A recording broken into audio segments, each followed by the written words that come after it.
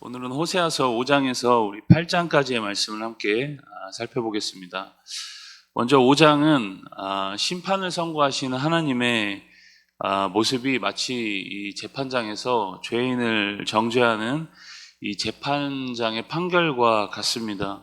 제사장, 이스라엘 족속들 그리고 왕족들을 향해 심판을 선고합니다. 그들은 패역과 음행을 저지르면서 하나님을 그 마음에서 밀어냅니다. 죄가 커질수록 하나님의 자리는 우리 마음에서 점점 사라져가죠. 반대로 하나님이 우리 마음에서 커질수록 죄악은 또 물러갑니다. 그래서 우리 마음을 무엇으로 채우느냐가 정말 중요하죠. 그들은 음란한 마음이 가득하다. 그래서 여호와를 알지 못한다. 그렇게 이야기합니다. 4절에서 그렇게 이야기를 하죠. 그 마음에 교만이 가득하여 그 교만이 얼굴에 드러났다. 그렇게 표현합니다. 뻔뻔한 얼굴을 하고 양떼와 소떼를 끌고 와서 하나님 앞에 부끄러운 줄도 모르고 나아갑니다. 하나님께 예배드림이 이제 종교 생활이 된 거죠. 그 말은 하나님께 예배함이 자기 만족이 되었다는 것입니다. 하나님이 그 마음에서 떠난 지 이미 오래되었습니다. 그 구역질나고 역겨운 제사가 반복되면서 오히려 그러한 제사들이 하나님 앞에 예배는 드리지만 오히려 심판의 이유가 됩니다. 8절부터 15절까지는 에브라임과 유다의 전쟁 이야기입니다. 같은 민족끼리 이제 전쟁이 일어나죠. 그들이 역사적 고난 앞에서 살아가게 됨을 이제 이야기하고 있습니다.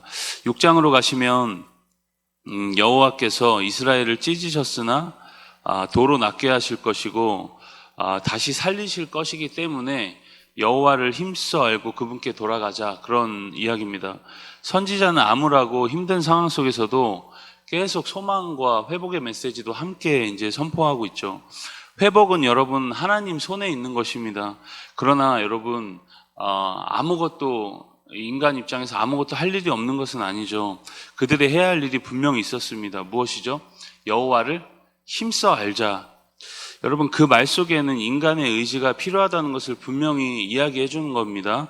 여호와를 아는 것은 가만히 있어서 알아지는 것이 절대 아닙니다. 우리의 마음을 드리고 하나님 앞에, 그 사랑 앞에 엎드리는 일부터 시작되는 것입니다. 우리 삶에 여러분, 이 조금만 정신줄을 놓으면 하나님이 우리 삶에 희미해지죠. 하나님 없이도 우리가 이제 잘 해낼 수 있는 능력이 어느 순간 우리 삶에 옵니다. 이제 그때가 이제 가장 위험한 순간이죠. 우리의 마음이 분주해지고 하나님 없이 예배드리고 하나님 없이 섬기고 하는 일들이 우리 삶에 이제 계속 가득해지면서 하나님이 본질이 이제 자꾸 본질을 잊어가는 거죠. 하나님을 잊어가는 것입니다. 하나님을 향한 갈급함과 애통함들이 점점 사라져가도 우리 마음속에 아무런 위기의식이 없는 거죠. 그때 우리가 오늘 말씀을 항상 기억을 해야 합니다. 우리 3절의 말씀을, 6장 3절의 말씀을 같이 읽겠습니다. 그러므로 우리가 여호와를 알자, 힘써 여호와를 알자. 그의 나타나심은 새벽빛같이 어김없나니 비와 같이 땅을 적시는 늦은 비와 같이 우리에게 임하시리라 하니라. 여호와를 힘써 알자. 그의 나타나심이 새벽빛 같고 땅을 적시는 늦은 비와 같다. 그렇게 이야기합니다. 주님을 찾고 회복을 간구하면 어김없이 새벽 동이 터오듯이 우리 마음에 하나님의 임재가 분명 찾아온다는 것입니다. 회복해 하신다는 것이죠. 회복은 여러분 하나님이 주시는 것이지만 그 회복은 우리가 동시에 취해야 하는 영역이기도 합니다. 여호와를 힘써 알자. 혹시 우리 마음에 여러분 갈망이 있다면 우리가 그 갈망을 절대 놓치지 마시고 그 갈망을 붙잡길 바랍니다. 그리고 다시 주님을 의지하며 나아가는 것이죠. 7절부터 11절까지는 그렇게 돌이키지 않으면 결국은 심판이다, 그 얘기를 하고 있는 겁니다. 하나님은 여러분 반드시 회복의 기회를 우리에게 먼저 주십니다. 여러분 심판이라는 것은 하나님이 폭군이라서 심판을 하는 것이 아니라 어쩔 수 없이 최후의 수단인 것이죠. 그 전에 돌이키면, 여호와를 힘써 알기를 우리가 힘쓰면 심판은 물러가고 분명 회복되어진다라는 메시지입니다. 여러분 7장으로 우리 함께 넘어갑시다. 7장은 1절부터 7절까지 이제 왕궁의 죄악, 왕궁 안에서 벌어지는 죄악, 그리고 8절부터 16절까지는 이방 국가를 의지하는 이스라엘의 어리석음에 대한 심판 이야기입니다. 하나님은 이스라엘을 치료하기 원하시죠. 때로는 혼내시지만 다시 싸매주시고 낫게 하시는 분입니다. 그런데 그들의 죄악이 계속됐습니다. 증세가 점점 심해지죠. 그런데 그 죄악이 왕궁 안에서 더욱더 밀도 있게 자행되고 있습니다. 수많은 아첨과 간음과 죄악들이 난무하고 있는 것을 볼 수 있죠. 수많은 정치적 음모와 계략들이 그 왕궁 안에서 난무합니다. 그래서 북왕국 이스라엘은 반역으로 계속 왕조가 바뀌죠. 무려 9번이나 쿠데타로 왕조가 바뀝니다. 악한 마음으로 왕에게 접근하는 사람들을 오늘 말씀은 그래서 화덕에 비유하고 있습니다. 화덕은 항상 뜨거운 곳이죠. 역적을 모의하는 사람들의 머릿속과 그 마음이 화덕과 같다는 것입니다. 항상 뜨거운 화덕같이 욕심이 활활 타오른다는 것이죠. 진심으로 나라를 위해서 기도하는 사람이 없습니다. 다 자기 안위만 생각할 뿐인 것이죠. 하나님께 기도하면서 나라를 위해 부르짖는 지도자들이 없다는 겁니다. 북왕국 이스라엘이 그러했다는 것입니다. 결국 그들에게 남은 것은 무엇이죠? 심판입니다. 그런 이야기가 7장에서 쭉 이어집니다. 마지막 8장입니다. 8장은 7장에 이어서 심판 이야기가 이제 계속 이어지고 있습니다.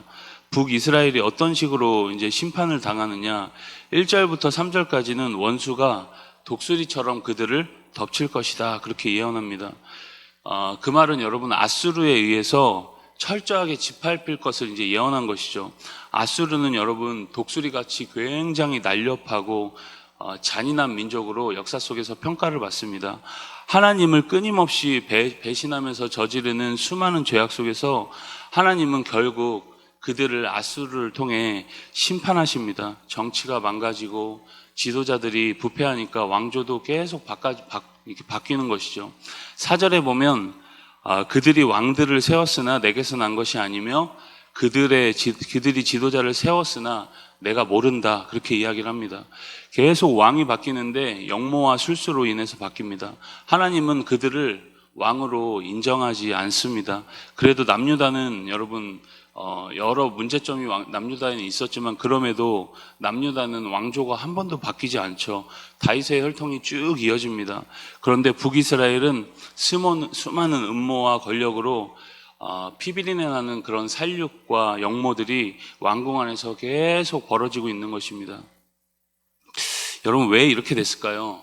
솔로몬 이후에 나라가 둘로 갈라지고 북이스라엘의 첫 번째 왕이었던 여로보암은 금송아지를 만들어서 이 종교적으로 이스라엘을 하나를 만들려고 합니다. 금송아지가 그들을 애굽에서 이끌어낸 신이다 그렇게 이제 외치게 하죠. 여로보암은 백성들이 남유다 예루살렘으로 가서 제사를 드리면 혹시 나라가 분열될까 봐 우려했던 것입니다. 그래서 여러분 금송아지를 만들고 절기도 바꾸고 제사장도 자신이 임명하는 이제 하나님 앞에서 이제 파렴치했던 어떤 월권 행위를 했던 것이죠. 그 결과 이스라엘의 모든 왕들이 여로보암의 죄악을 따라 어떻게 했다 이런 평가들이 계속 이어집니다. 하나님 앞에서 우상을 섬기고 정직하지 못한 왕조가 계속 이어집니다. 그 결과 자신들의 모든 수고가 헛되고 그 열매는 이방이 가져갈 것이다. 그렇게 이야기를 합니다. 실제 역사 속에서 그러한 예언들이 이어지죠. 여러분 오늘도 우리가 하나님을 안다고 하면서 우상에게 가서 길을 묻고 자신의 지혜를 가지고 우리의 삶을 세워가려고 합니다. 그러면 안 되겠죠. 주님께 길을 묻고 주님을 섬긴다고 우리가 고백했으면 주님의 말씀하심을 기다리면서 우리가 진짜 주님을 섬기는 사람들이 될 수 있길 바랍니다. 그럼 주님께서 반드시 우리의 삶을 좋은 것으로 채워주실 것입니다. 오늘 우리 삶에서 그러한 고백이 결단과 삶으로 이어지길 주의 이름으로 간절히 소망합니다. 우리 호세아서 5장에서부터 8장까지의 말씀을 경청합니다. 주의 말씀은 내 발의 등이요 내 길의 빛이니이다. 아멘.